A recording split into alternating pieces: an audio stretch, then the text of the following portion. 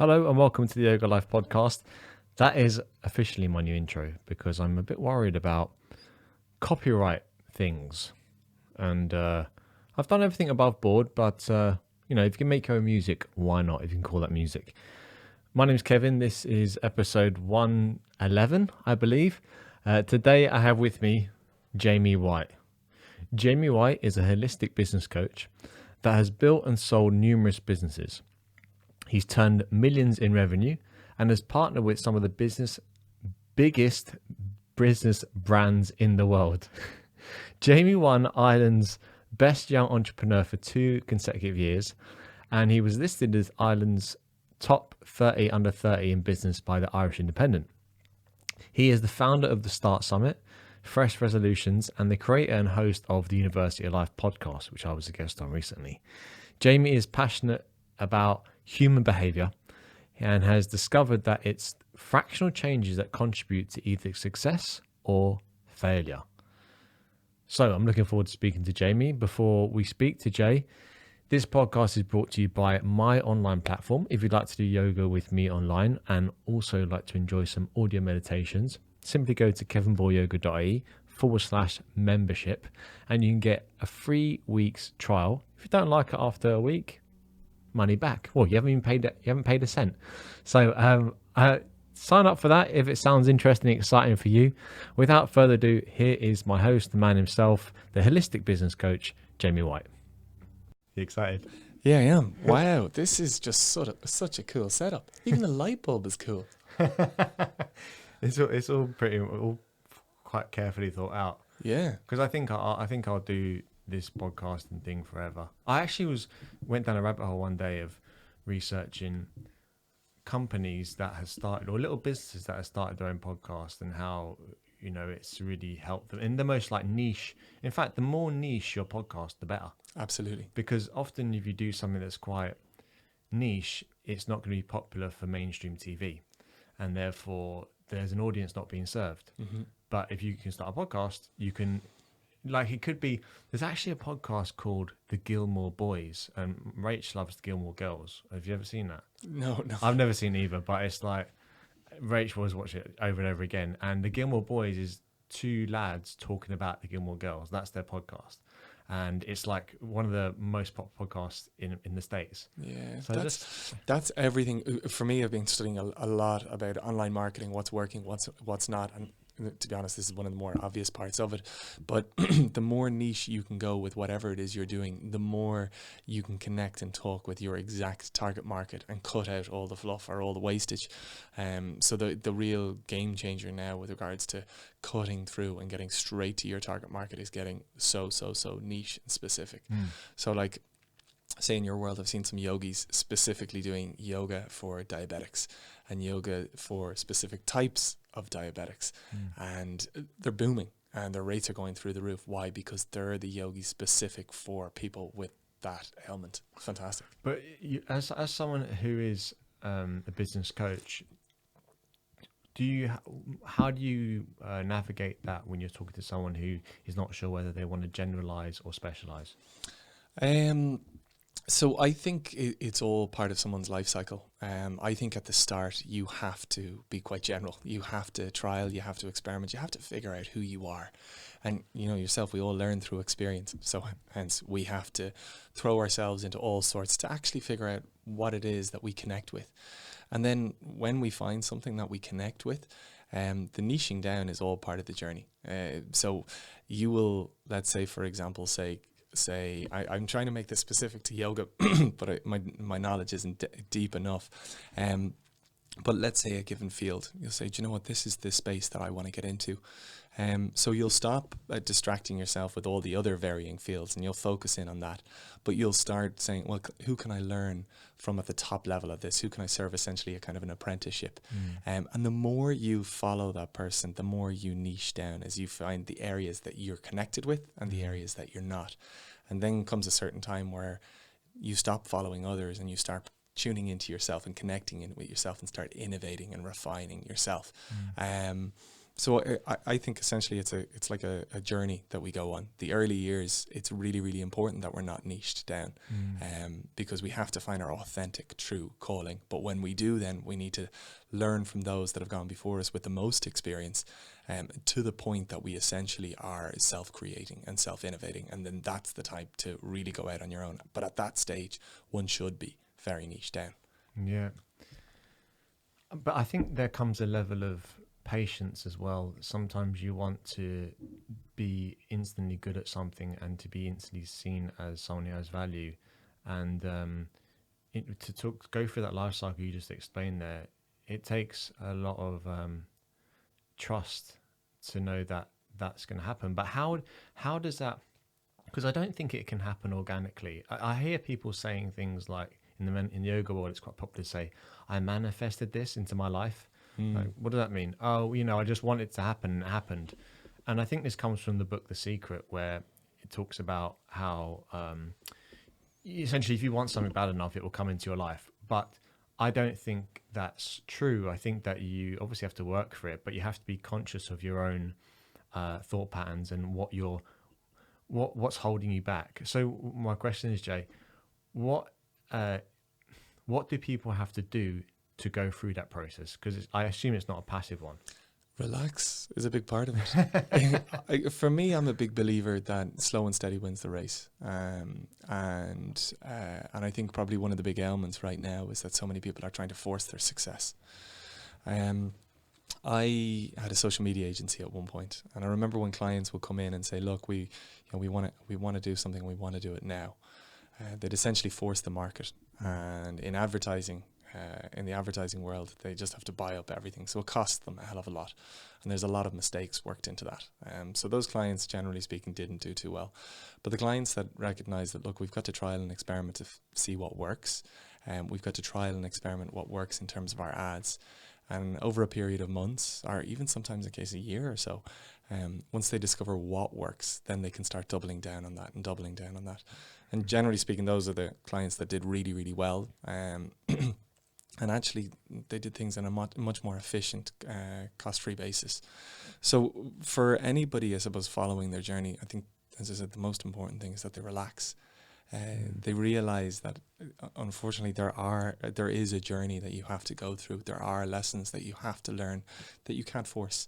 It's kind of like the thing if you're climbing a mountain. And if you climb that mountain from the very bottom to the top, if you fall at a certain stage, that's okay, because you've walked that far.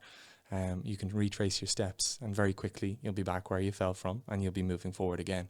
Whereas if you get a helicopter ride to the very, very top and you fall, God bless you, you'll fall right the way down, and you won't know, you won't have any steps to retrace. And I think our careers are a lot like that. I think a lot of the time people are trying to force their careers, and they start hitting all these harsh, hard lessons. Whereas in actual fact, if they relax down, recognize that it's a long journey, and they appreciate that, some lessons they have to learn. They can't just read in a book, but ultimately speaking, it'll serve them, because if any kind of shakes happen, say for the likes of what we're in right now with COVID, and they'll have a bit of experience behind them, they'll have a path beaten out, and they'll get back on their feet all the quicker. So it'll really stand to them. But then if someone asks you, how do I progress? I know you're saying relax, and that makes complete sense. But do you go through certain exercises with them in terms of, say, like goal setting or vision, like visualization, this type of thing? Interesting. Do you know what? I've taken a huge amount with regards to business coaching, our business as a whole, from yoga. Because yoga is essentially the art of connecting in with oneself. And, the first kind of stages as you get new clients in your class, they kind of have to shake off what they think yoga is meant to be. For me, for example, like when I started doing yoga, I thought it was glorified stretching. And I was like, this is brilliant. I'm going to get into your class. I'm going to stretch out. I'm going to feel amazing. And obviously, as I got a couple of classes in, I realized there was a lot more to it. I think a lot of people, when it comes to looking at their careers, they have a lot of ideas of what they want their career to be. And oftentimes it's very financially orientated. A lot of people will follow money instead of their hearts. And that's fine. That's all part of the journey. But I think when you're following some sort of a stimulation, some sort of a, oh, that's good, I'll go there. That's great, I'll go there. And you're hopping from one thing to the next. Yeah. I think oftentimes what that will do in the long run is to actually distract you from what you're really, really good at. And so a kind of a real first process, I think for anybody looking to refine their careers is to slow down. And again, COVID has been a great gift, I think, for a lot of people in terms of slow down. And it's taking a bit of time to think into what you're really enjoying, where you're really shining. And on the opposite of that, perhaps where you're not. What are the difficult parts? What are the draining parts? And it's really, it's drawing those areas out and examining them. What are the areas that you're not enjoying and perhaps why? And what are the areas that you are enjoying and why? And I think in that slowing down, it's coming to terms with what that looks like. And for me, I think the sad thing is that for a lot of people, they find themselves in a career path whereby the more they follow that career, essentially the more it disconnects them. And I think when you're in that space, that's going to take a toll on you. That's going to de-energize you. That's going to stress you out. And you're never going to be able to perform at your highest level in that space. Whereas if you get yourself to a point where your career is actually complementing yourself, and for a lot of yogis, this is the case because how they love yoga. And the more they do it or the more they teach it, the more they get to double down in terms of their learning. So essentially their career complements themselves. Well, when you're in that kind of a space, there's no massive trapped energy. To be completely honest, the more you work, the more, as I said, it's complementing you and your pursuit of a greater sense of self. And that's where you start to unearth an energy, a vibrancy for what you do that essentially is the competitive edge above all else. That's how you double down in your career path. That's how you hone out what you're doing. So I probably got a little bit lost in that train of thought. I no, what I love what you said there is okay. Well, firstly, if you follow something, if you're following like a goal, I think that actually, I read about this recently in the chap called Derek Mills. He has a book called, I think it's called The 1 Minute or the 10-Second Philosophy. And he talks about not having a goal, but more so every day setting standards, because your goal is a deferred happiness plan. Yeah. And I have realized now that, sometimes I'll speak to Rach and I'll say, like, I'm doing X, Y, Z. I have these services that I'm now offering and this is my lifestyle. She's like, you've done really well, like, as in, you're so far. And I don't ever stop and think that, because for me, anything that I want and then I manage to work for it and not get it, but be in that situation, I don't really feel any different. Jay, I don't feel like, all right, great, now I can relax, or now so now I'm trying to change my philosophy to be more like every day I have certain standards. And it's a bit like if you want to lose weight, what are you eating every morning? What's your activity levels like? And that's your standards, as opposed to just writing up, I want this goal. So setting standards is one. The other thing you said, which I really liked, was about if you're doing something not for the money, but because you have this burning desire to do it and it lights your fire, then that's going to be your competitive edge, because people can feel it off you. Like I could, just to give a very practical example, I could do a handstand workshop probably every month and I'd make a really good living. Yeah. But it doesn't excite me. It doesn't, like, I love a handstand here and there. That's fantastic. But there's so much more to life. And I know that in that transition period of being the kind of handstand arm balance yoga teacher to being like the teacher trainer, I know there's going to be moments where I'm like, I've made a big mistake here, because no one really understands what I'm doing. I don't really understand like what the value I offer. But to kind of, as you said, to relax and go through that process and understand that if you're excited about it and you think it's valuable, it would have been valuable for you, then surely it's going to be valuable for other people. I think when, like in business, in all areas of business, people buy from people.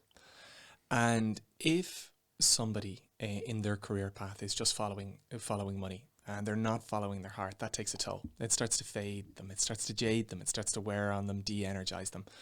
And if people work with people, it's very hard to connect with that. To be honest, we're all familiar with somebody that is a little bit burnt out, that has lost a love for what they're doing, and it reflects itself in their career very quickly. Whereas the opposite, which is exactly going back to my point when we first started, is if you're following your heart, and the more you do, the more it helps you show up for who you are. That radiates out. And again, if people work with people, it's impossible not to connect with that. Now, you skipped past a point when you talked about goal setting, and you said, deferred fulfillment.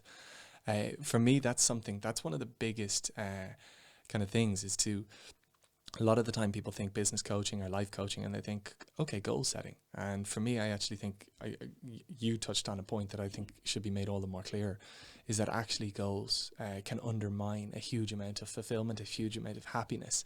Now, they do help bring focus, but I think I think for me anyway, what I found is that a lot of my career, it was built around goals, and so I sacrificed today for tomorrow. The end would always justify the means, but the only unfortunate thing is that the end never came. And I found myself in a position whereby I was really living some fairly intense days, focused towards whatever goal I had in mind. And the thing I came to realize is that when you have a bad day, it's all the easier to have a worse day tomorrow, and all the harder to have a better day tomorrow. But so obviously, if I'm sacrificing today for tomorrow, I have a fairly tough day, because tomorrow will be great. But obviously, tomorrow never comes, and you start making your days tougher and tougher and tougher, and they start getting worse and worse and worse. And again, you find yourself in a position where you're de-energized, burnt out. So your message that you just gave there, I think, is really, really important and really, really key, is that you just focus in on today. You make today the best day it can. For whatever work opportunities come up, you show up as well as you can. And chances are, if you do that, you will set yourself up for success that little bit easier tomorrow. And so if you show up tomorrow the same way you did today, you'll actually end up that little bit better off. And results, for me, I really believe they compound over time. And so if you follow that path, I lay you a bet you'll end up in a far, far better off position than whatever goals you may have set. And so that's a key thing. It's just, as I said, step one, helping people slow down so they can actually take a proper look at what's going on, what they're liking, what they're not. And then just be present. Be present in your day, show up as best as you can, set yourself up to be that little bit better off tomorrow.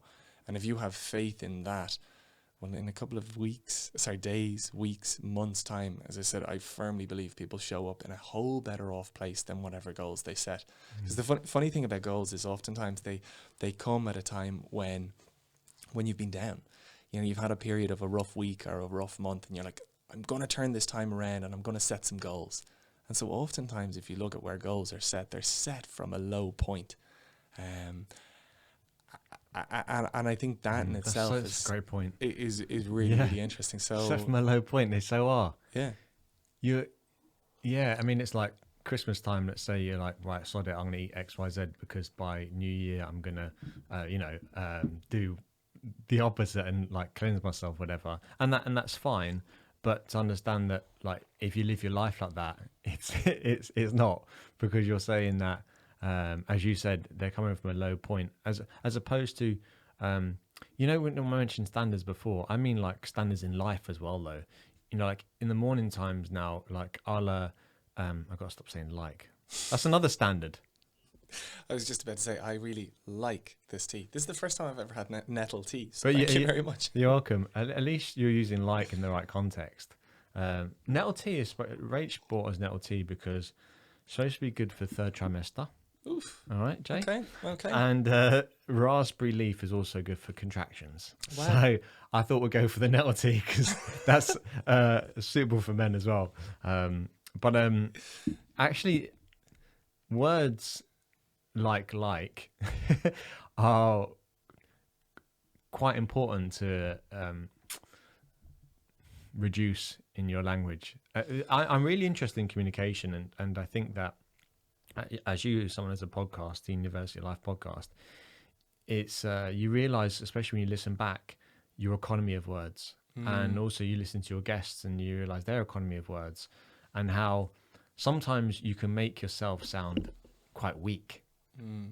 It's a really interesting thing. I did an interview with somebody yesterday, and they blew my mind.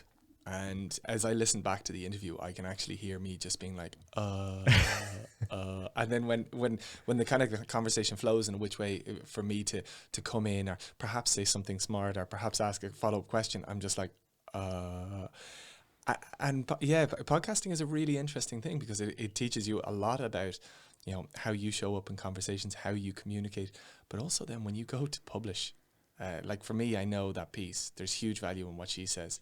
I look like a tool. And it's a very interesting confidence kind of thing of, well, I'm going to publish that, but there is a bit of vulnerability in that. But I think people like I appreciate what you're saying in terms of, you say you've caught that you say like too much, but we're all human. And I think people connect with people.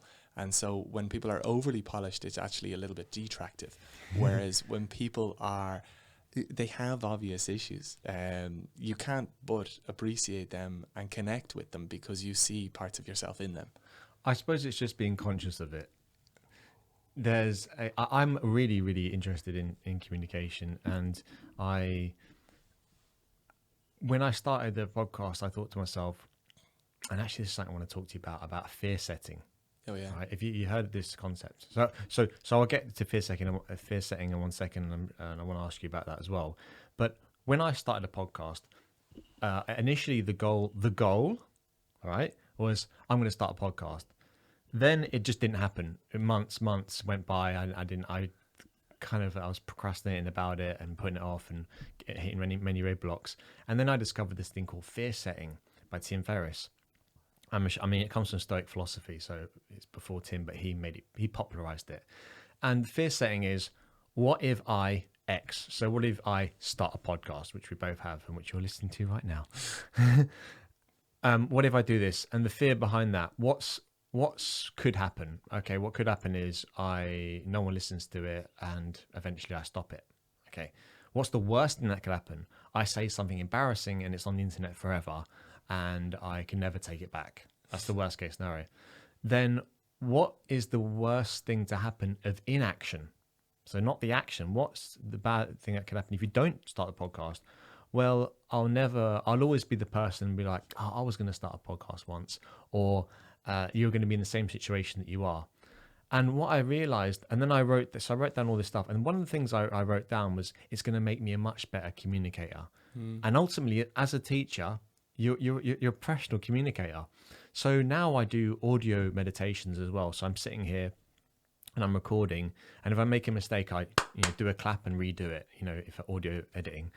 And I listen back to myself and the language I use and the inflections I use. I'm like, wow, I've got so much to learn in this area. And I'm so glad I'm doing these audio meditations, which is for my platform. I'm doing my podcast, which is good for, I enjoy doing it for also publicity. But at the same time, if the worst case scenario, no one wants to listen to them or no one wants to buy my audio meditations, I'm getting better at communicating.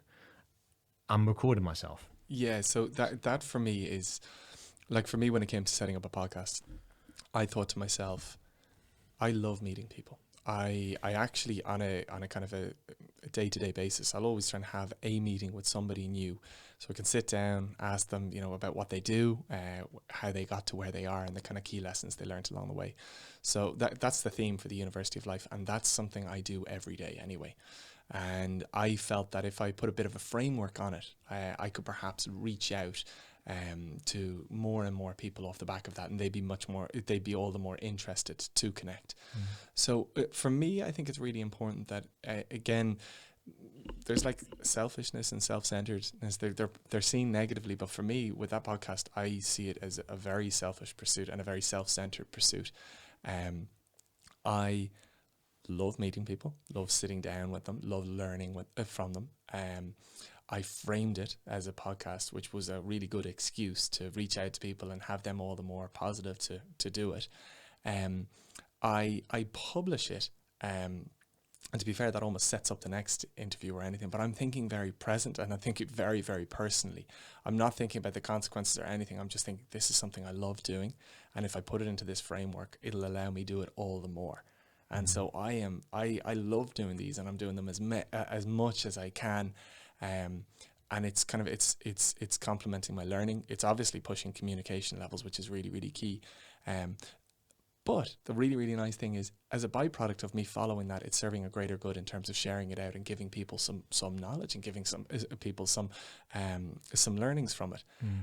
And I think sometimes when people are thinking career orientated, they think third party first. They think, what can I do for everybody else? And they deprioritize themselves. But in deprioritizing themselves, sometimes they can find themselves in very de-energizing paths.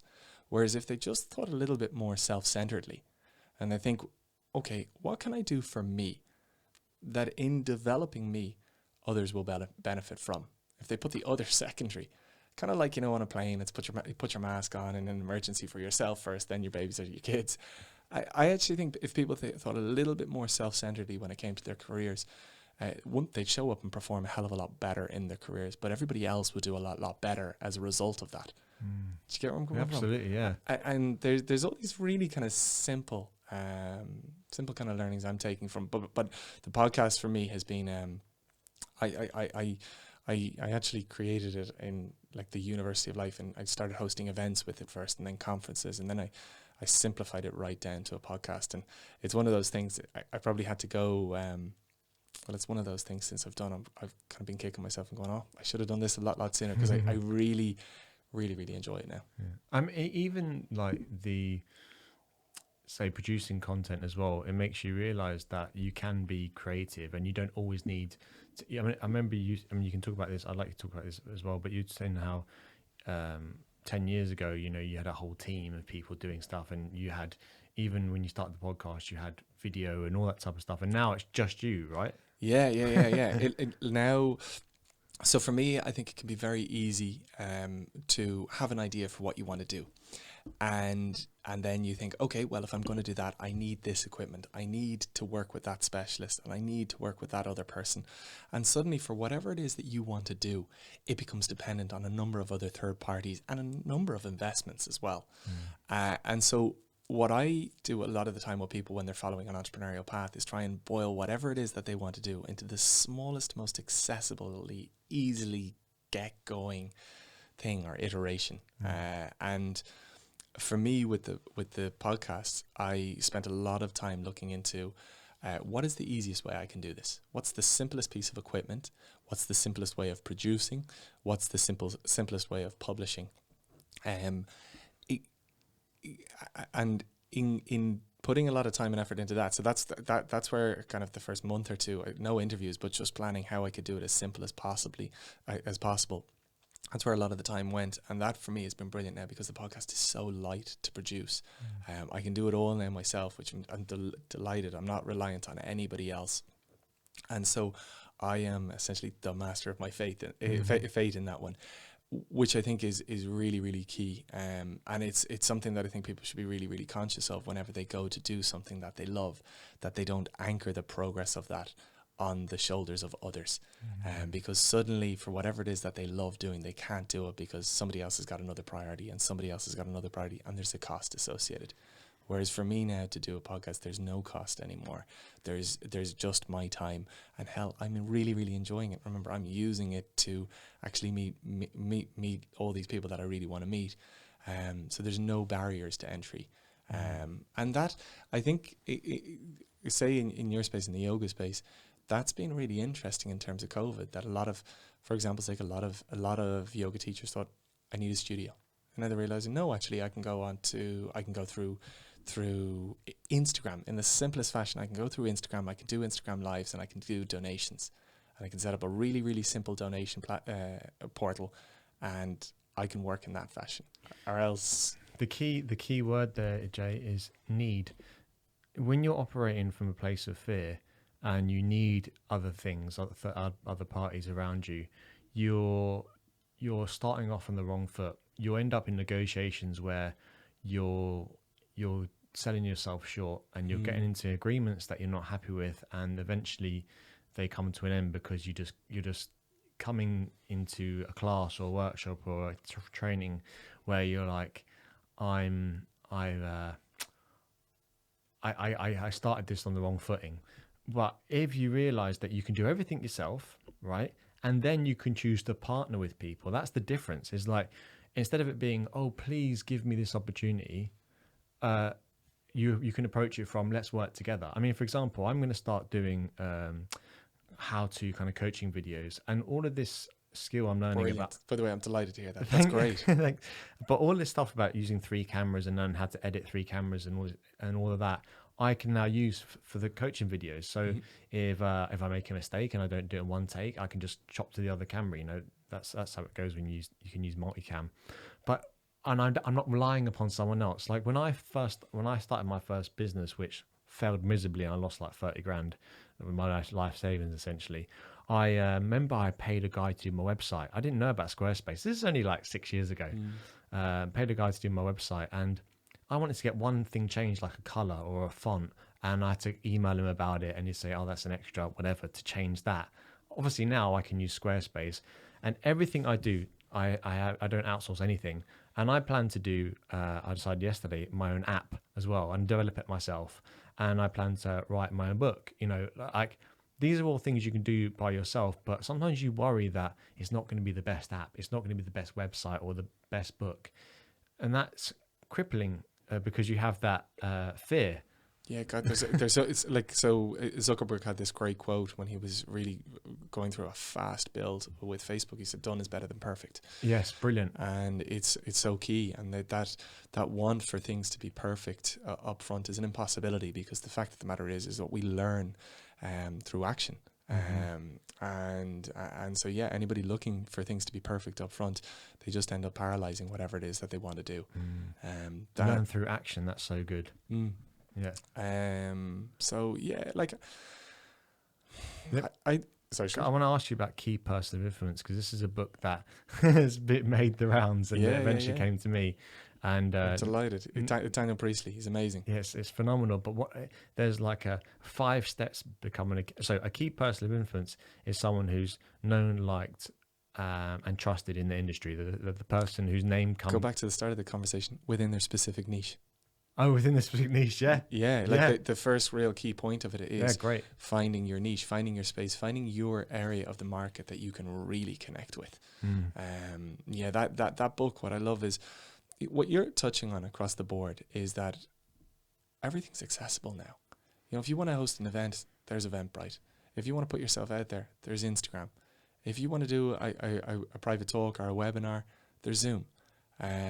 If you want to complement that on Instagram, ads are really easy. If you want to create content, you've got Canva. If you want to create a website, there's Squarespace. And these are all apps or systems that are made so user-friendly that a novice can jump on, use it. And if you've got an area of blockage, there's YouTube. You just ask it a question and somebody will present you with an answer. And now is a really beautiful time where all the knowledge is out there. You just have to look for it. And what Daniel Priestley has done in Key Person of Influence is beautifully brought it all together for anybody in the service space, on the online learning space, to essentially follow a step-by-step guide to put themselves out there in the efficient fashion. Because unfortunately for a lot of people, they can find themselves doing a lot of stuff that perhaps doesn't make efficient or economic sense. So there is an important thing to look at whenever you go to do something, is, will this provide me an efficient return when compared with other things that I could do to get me to where I want to go? And that's an important question, because there is, as much as there's so much availability to do so much, does it add up? Does it make sense? Does it align with your passions, your values, your wants, and will it take you to wherever it is that you want to go, efficiently versus other mediums? That's an interesting one. Anyway, I'm yapping away. Back to Key Person of Influence. No. I think that's really important, because it's great when people say things like, "Oh, I'm my own boss," and that's fantastic. But what kind of boss are you to yourself? You know, are you?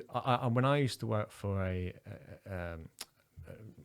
company, they would say, "What are you working on right now?" And they'd really micromanage you and be like, "Is that the best thing to be doing right now at this time?" And they'd be so specific about how they approached their day and how they structured what the staff were doing. And I used to resent it a little bit, to think like, oh God, just let me do what I want.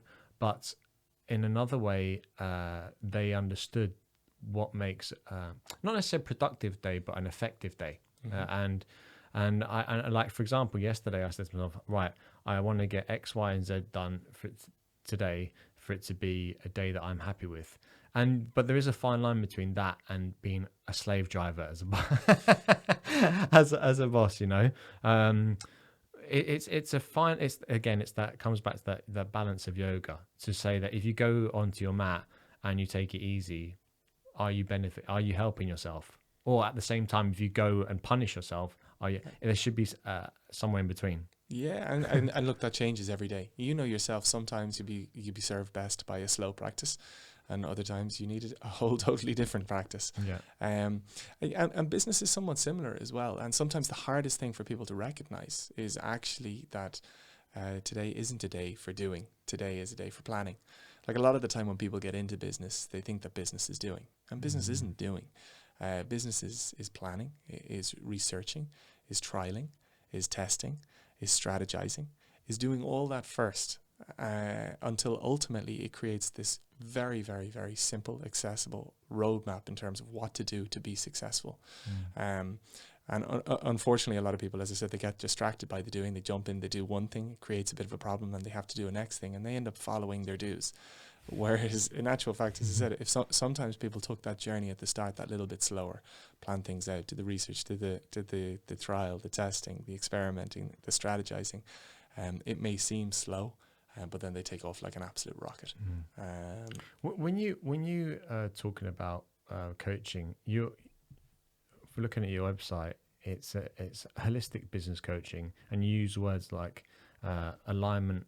Entrepreneur or aligning entrepreneurship or something like this. How do you differentiate between being a business coach and being a holistic business coach? Really simple. Holistic is all encompassing. So a lot of the time, if you hear of business coaches, they'll just look at business. They'll just look at career. But what anybody, I would imagine, in your audience knows is that everything is interconnected. And so it's impossible to actually look at how somebody shows up in their career without seeing how somebody shows up in their life as a whole.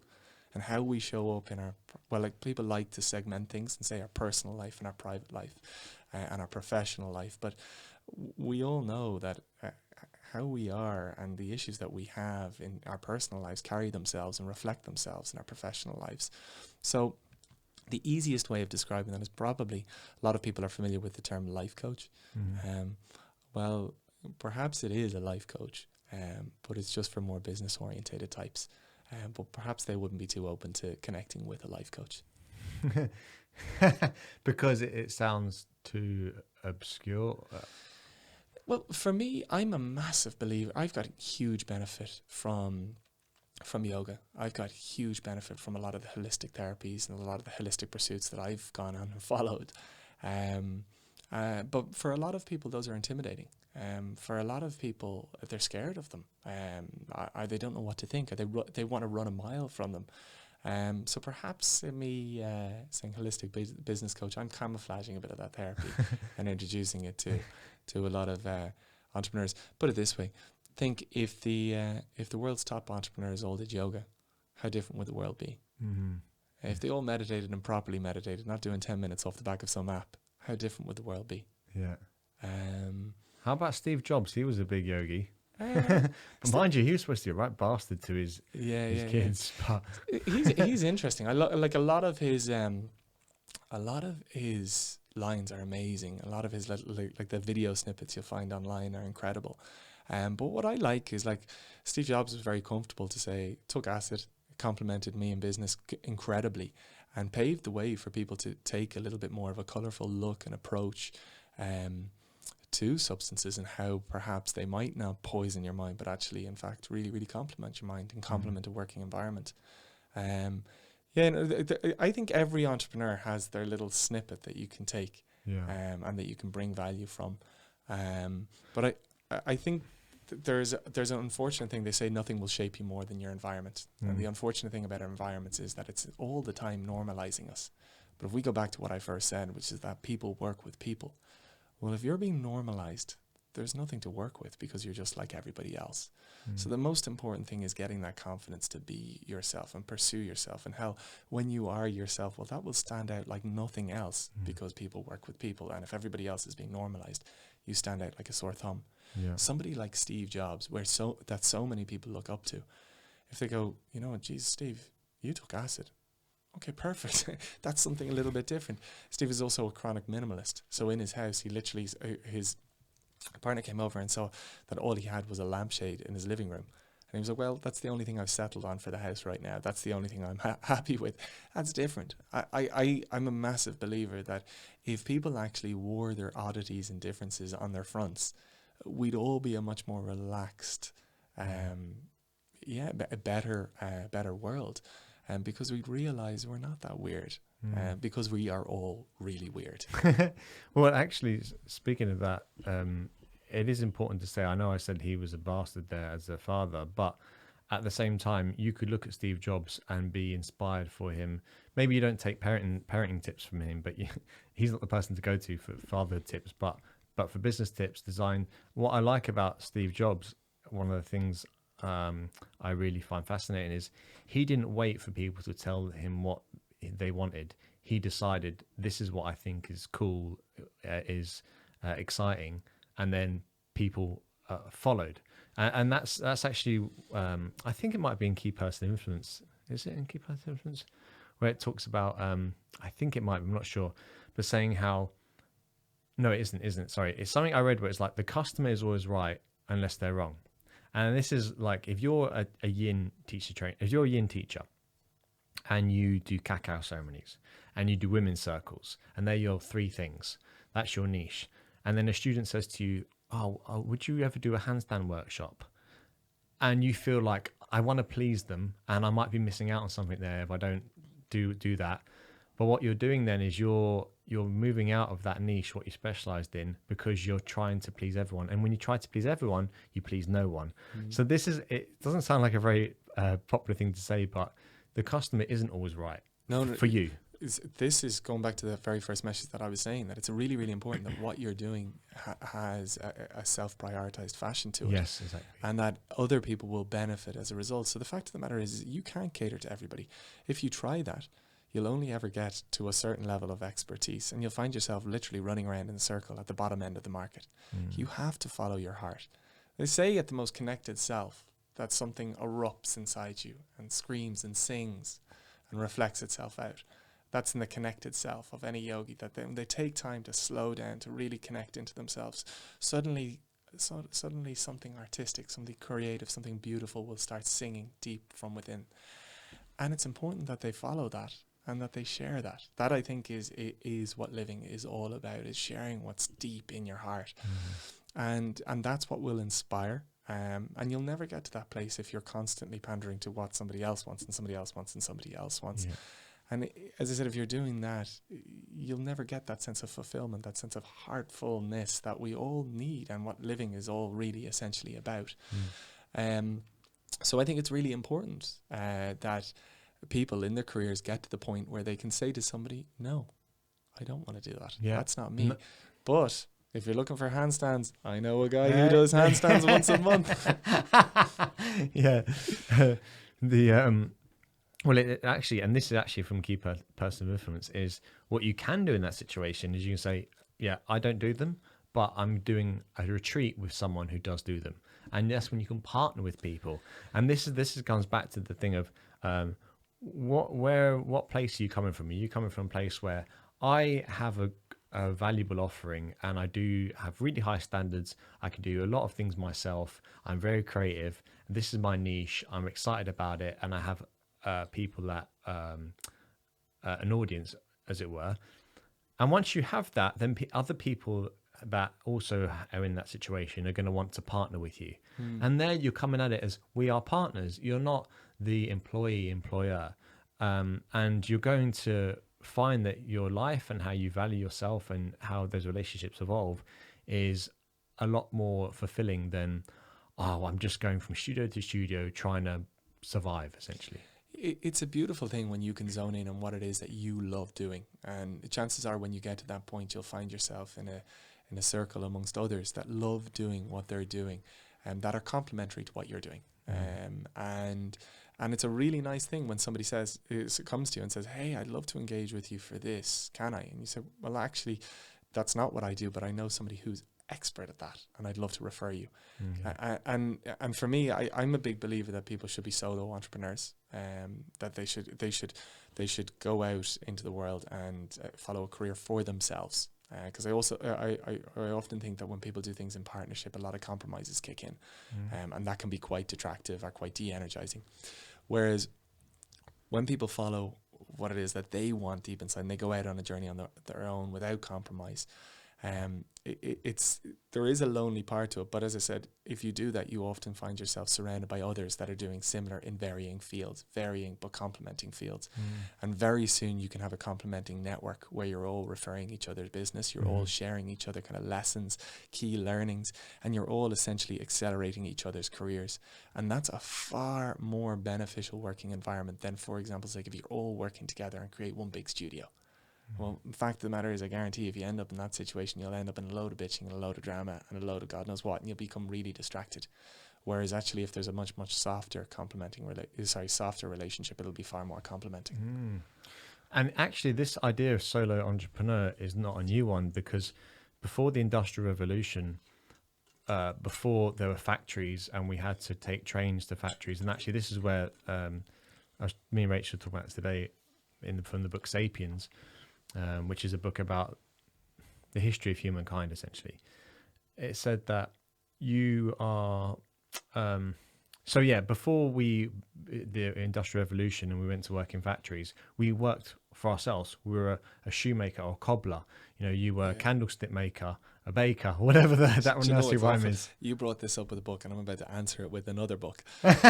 but yeah, we are all entrepreneurs. Somebody looked at me a little while ago and they're going, "Oh, why do you only talk to entrepreneurs?" And I was like, because everybody is an entrepreneur. Yeah. Everybody essentially is in charge of what they earn, whether they're working out on their own or whether they're working in an organization. If they don't show up in that organization, they'll get demoted or get let go.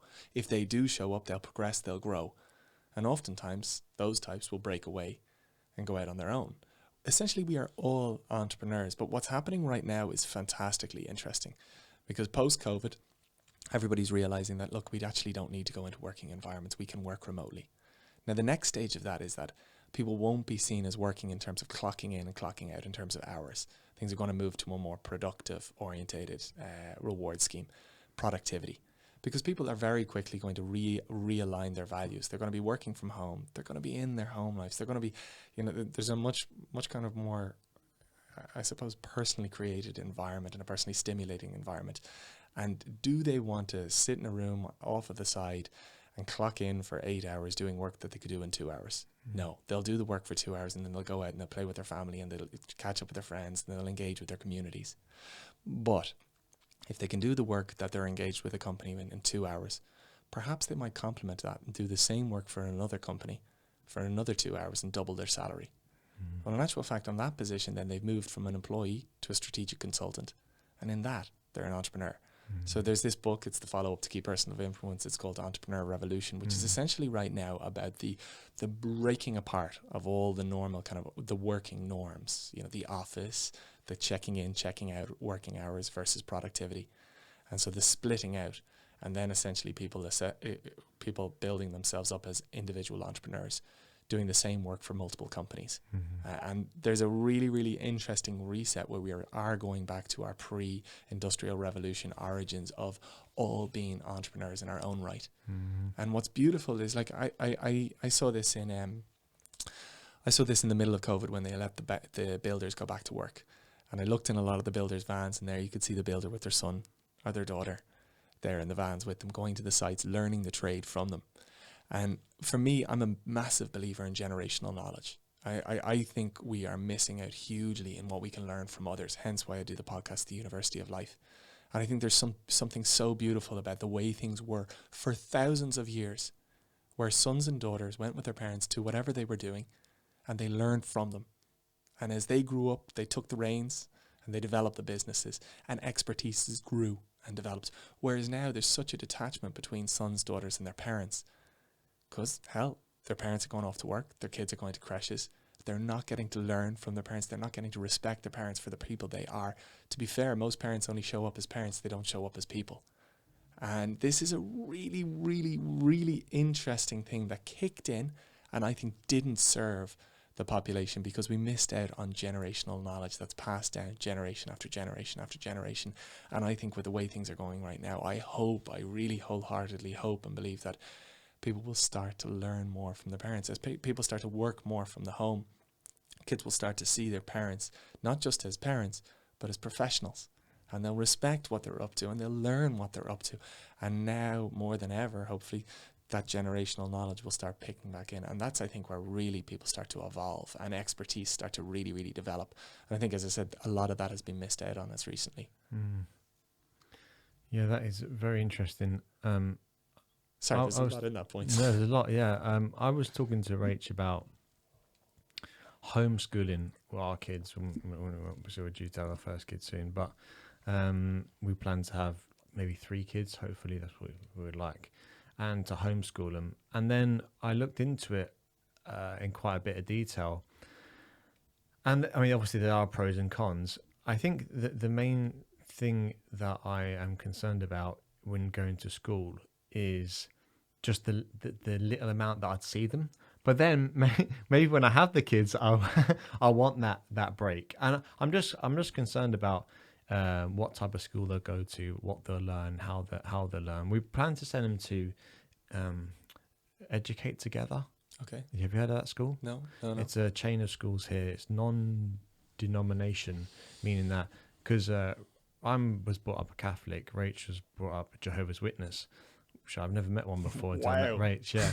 And does she knock on people's doors? She used to. You probably wasn't saying this, but she used to, yeah, when she was younger with her mum. But so yeah, but she's would you say a reformed Jehovah's Witness? She's not that anymore. A reformed Jehovah's Witness. I'm a reformed Catholic, I suppose. Yeah. But my point is, like, we've only just decided that we're gonna celebrate Christmas with our kids. We were gonna do no Christmas. Can I say I love the way you're actually thinking about all this stuff, because oftentimes, exactly as I said, nothing shapes us more than our environments, and a lot of people don't put thought into the very things that they do day to day. Yeah. And there's a great saying: if you want to be successful, look at what everybody else is doing and do the opposite. Yeah. I mean, but these are things that you think about. You don't think about until you realize you're going to become a parent. For me, anyway. Christmas. So Christmas time for me is a very exciting time, but people, Jehovah worshippers, don't believe in Christmas or birthdays, so they don't celebrate any Easter, nothing like that. It's yeah. So but we've debated about this back and forth about should we celebrate Christmas with our kids or not.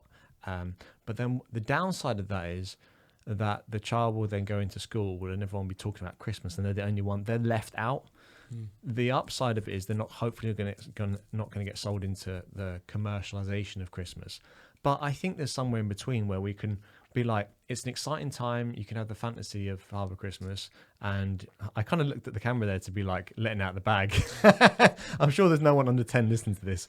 But you can have that fantasy of the elves and what is it, elves? Santa's helpers, all that stuff, right?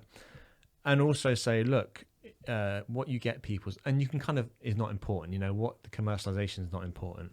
But in terms of like Christian stuff, like baptizing and communion and confirmation, we're not going to do any of that. So interesting. Are you a child of God? I was in a Jesuit boarding school for 6 years where we had our masses every day and all that. And to be honest, I think a lot of it was very. It was kind of funny because a lot of the priests were complete hypocrites in our school, and I really came away from it where I didn't want to engage in any of the kind of faith off the back of it. I believe I believe God is within us all. And oftentimes we're being distracted from that. And it's actually why I'm a massive fan of yoga. And because, as I said, yoga is all about connecting with yourself and with that God within us all, with that higher power, with that higher level of connection. I can't help but see the disconnect in the faith that I was brought up with, and I can't help but, as I said, see such such a beauty in just connecting in with yourself. I think we all have an inner guidance system, that the more we tune into, the more it really helps us live a more spiritual life. But I think it's interesting what you were talking about in terms of like, there is magic in the historic Catholic faith, but I think a lot of it has been drowned out, and a lot of it has been lost in translation. The various rites of passage, the various key moments in our life, like baptism, connecting a child with a guardian angel, and welcoming them to the Catholic way of life.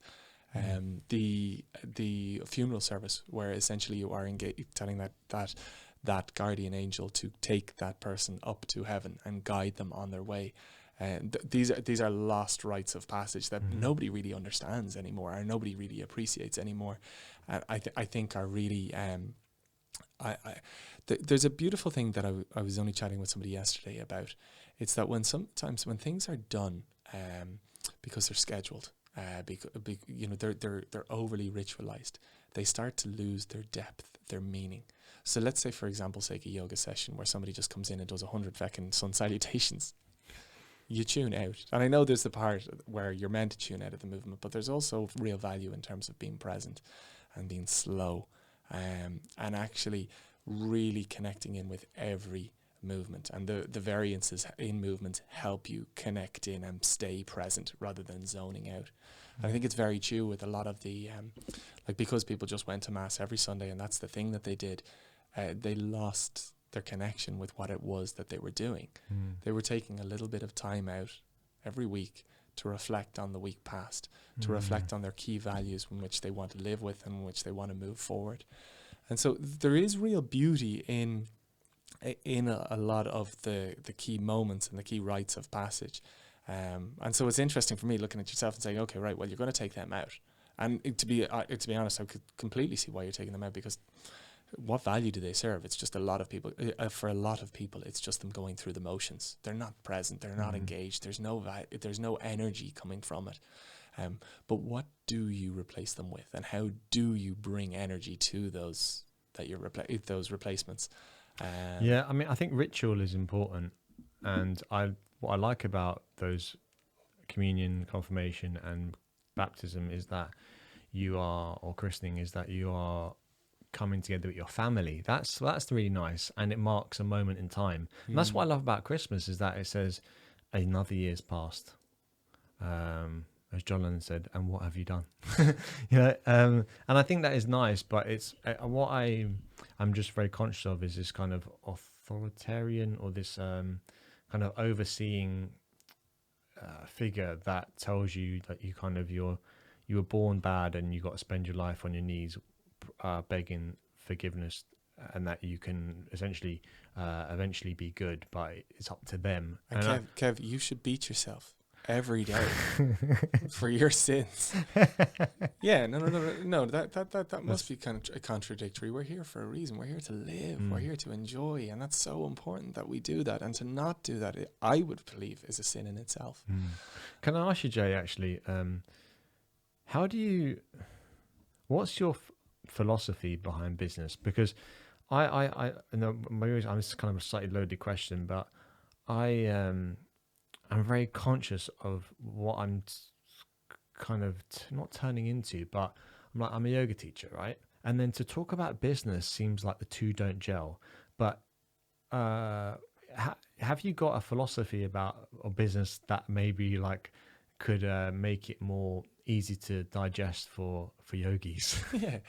Well, I think a lot of the time people, this actually came up for me a little while ago, and I had to do a lot of work on it myself to kind of get my head around it. So when I created Fresh Resolutions, I told everyone it was a passion project. It's this event at the start of the year. It's generally the first day or two of the year to help complement people in their pursuit of a better self in their year ahead.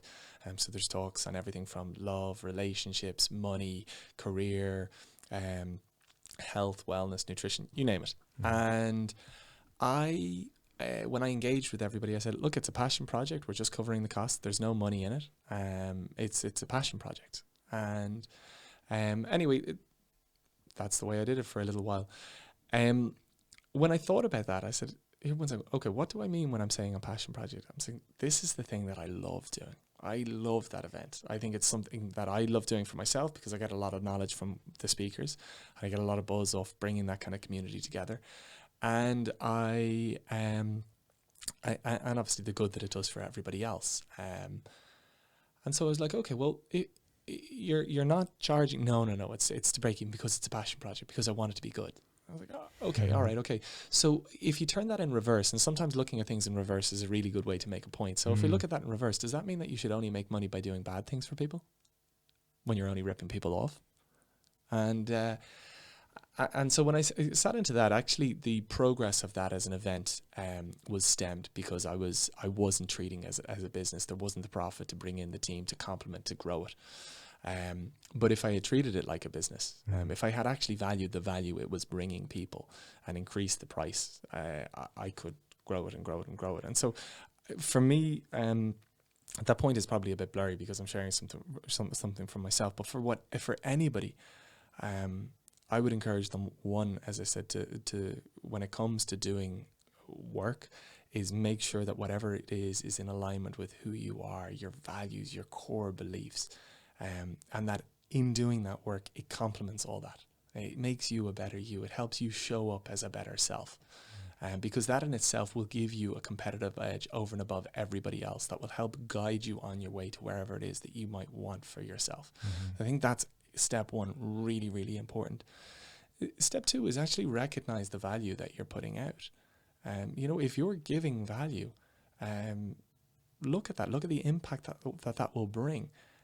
And what is that worth to that person if they get it? And what is it not worth? And what's the cost of not getting that for somebody else? Well, therein lies your value or your price. So for me, in terms of business, it is so important that what you do, as I said, is in alignment with who you are. And that it is so important that you recognize the value that you're bringing people and charge appropriately.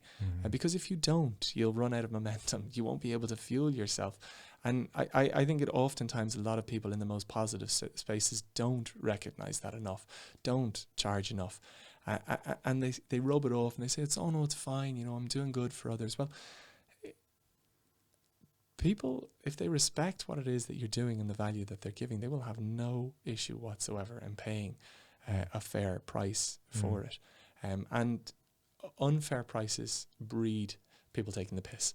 And so it's so important that people price appropriately.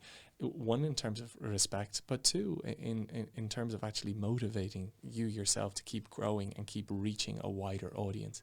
Because money is the fuel of business and is the fuel of progress. And so the more you earn, or the more you build up, the more you will be able to reach, and the more you will be able to positively impact with whatever great value that it is that you have to give. So I feel it's really, really important that people take themselves very seriously, especially in the wellness space.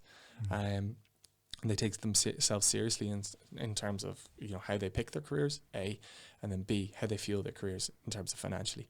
And the financing of that dictates the respect people will have it, and dictates essentially the progression that they can go in their careers. There's no, if you've got this amazing value to share with the world and this incredible impact that you can bring, but you can't afford food, you can't afford to live. Well, screw you, actually, because in not taking your business seriously, you are doing the world a disservice, because if you were there to reach the world, we would all be better off because of you. So that's good, Jay. That's good. Jay, any closing words? I mean, I think we could finish on that. That was so good. That was so good. Look, I'm just delighted. It's I came across your podcast in January when I was stalking somebody, and I really, as I said, I've really liked it and followed it. So I really appreciate getting to speak and engage with you guys. And look, if anybody wants to reach out, I'm highly accessible on Instagram at just @Jamie White. But no, I'm just delighted. So thank you very much for the opportunity to come in and chat. Thank you. I hope you enjoyed that. If you did, please leave a review on iTunes, or maybe share and tell a friend. If you'd like to get in touch, suggest and recommend a guest, why not? I'd love to hear from you. If you would like to do yoga online, there's many options out there. Loads of really great teachers. or you could do yoga with me. If you're interested in what is doing a yoga class like with me or enjoying an audio meditation, I'm offering a 3 week trial on my membership platform. Just go to kevinboyyoga.ie/membership and try it out. Until next week, thank you so much. Have a good one. Bye.